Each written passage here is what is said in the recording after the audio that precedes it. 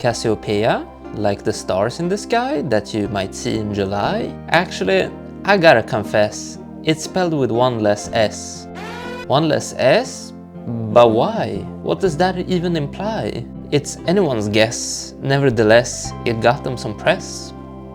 Sup Dinglenage, it's ya boy Dingleton, the internet's most gimmicky music reviewer, here with the second installment of Japanese Jazz January, or as I like to call it, the JJJ. Last week when I talked about Flying Beagle by Himiko Kikuchi, I may have hinted towards this week's album. This song really reminds me of something you'd hear on Cassiopea's self-titled, and not to spoil anything, but this won't be my last time talking about them this month. Did you catch it last week? If you did, I'll give your comment a little heart. And if you didn't, I guess you gotta watch that video all over again. Either way, today I'll be talking about Casiopea's self-titled debut album, Casiopea by Casiopea. When I was a kid, I was a little gamer boy. And what did I play? I played World of Tanks. This video is sponsored by World of Tanks. No, but for real, I like tanks, but I also played tons of racing games. As a zoomer in 2013, I played everything. I played the Forzas, I played the Horizons, and I even played the Need for Speeds. Even though with time, this passion of mine slowly began to fade. When the algorithm recommended me a song off this album, I was already into jazz records like Flying Beagle and next week's album. But another part of me was just more curious about the race car on the cover. So I clicked on it, and now here I am 2 years later talking about it in my bedroom. The first song, Time Limit, lives up to its name, as while it doesn't have a high BPM, it's played as if the band is in a hurry. This is pretty fitting, as you know. There's a race car on the cover, you better believe that it's in a hurry. The track opens up with a fast, hi-hat heavy set of drums, which leads into some bombastic, but not over-the-top trumpets. This, together with an intricately played bass line and a great keyboard section, makes for an enthralling opener. On most solo albums, including Flying Beagle, the one musician plays all the different instruments at different times.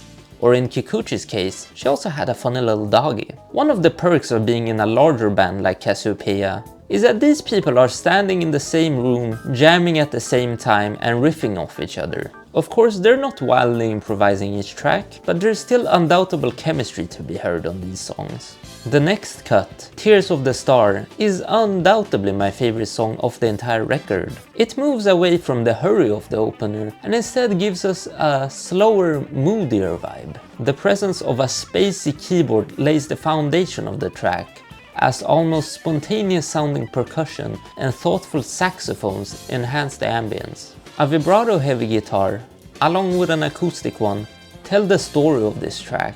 That is, until the bridge. During the bridge, the ticking drums start to slowly pick up both in volume and in tempo, building up to something so big, so grand, that it cannot possibly pay off on such a mellow track.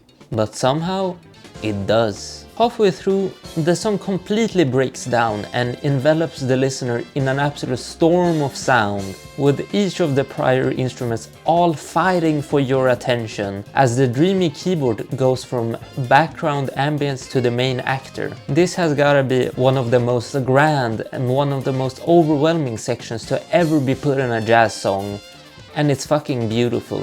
But as unexpectedly as it comes, it leaves, leaving only the sparse keyboard, the saxophone and the ticking drums from before.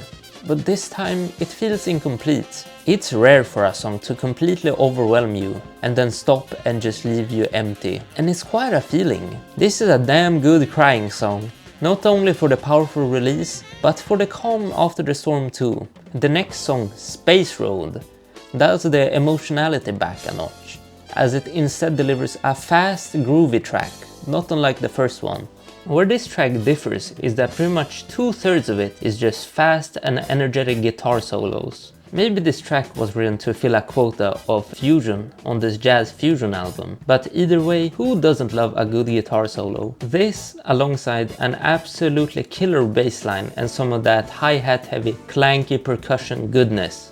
is just a done deal. I'm pretty sure the 4th track, Midnight Rendezvous, was the first Casiopea song I ever heard. I liked this track so much that I even told a girl that I liked that I want to go on a midnight rendezvous with her.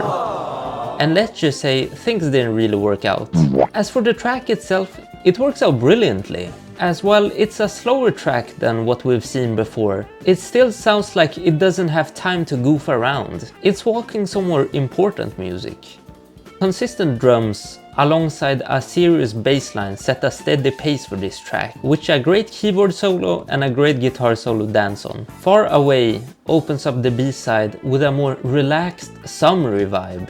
This can be heard immediately from the light and tacky guitar loop along with the almost tribal sounding drums, with both of these being very central to this track, but also being the thing holding it back. I just feel like it clashes with everything Casiopea is good at, and although I love me some experimentation, this doesn't quite pan out, and it leads to one of the weaker tracks on the LP. The next track, Swallow, makes up for it by bringing us back to what Casiopea does best on this album. Busy sounding bass lines, banger guitar solos, and hi-hat heavy drum breaks. Where this track differs from the rest is the speed of it. Both Time Limit and Midnight Rendezvous are pretty slow tracks, and while Space Road was quick, this track, just like the car on the cover, absolutely smashes the record in both speed and energy. There's also a pretty long electronic sounding solo on the first half of this track, which I assume is just a keyboard, cause there's no way it's one of those theremin, right?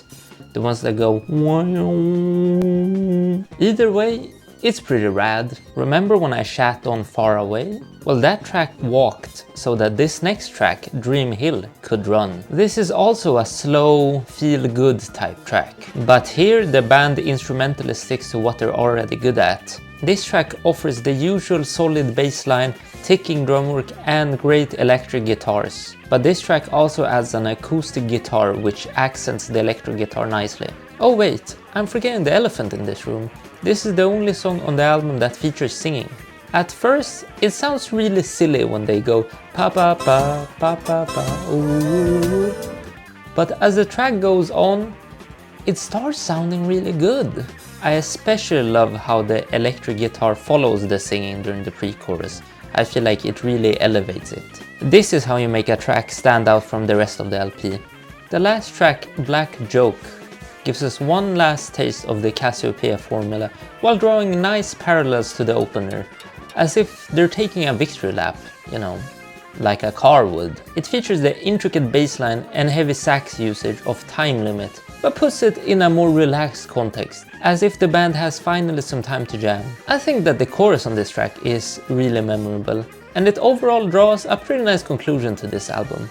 Overall, Casiopea Self-Titled is a really good package, especially for a band's first album. Although one could argue that this record is a bit one note, I personally see it as Casiopea knowing what they're good at and sticking to it. The record has enormous highs like Tears of the Star, but also a little bit of mediocrity in tracks like Far Away, for example. As a reminder, the Dingleview doesn't give out a number score at the end of the review, but I can compare and contrast this album to last week's album. This album is undoubtable quality, but I think that as a complete package, it isn't quite as consistent as Flying Beagle, so I'm gonna put Casiopea under it. Yup. Still better than Whole Lotta Red though.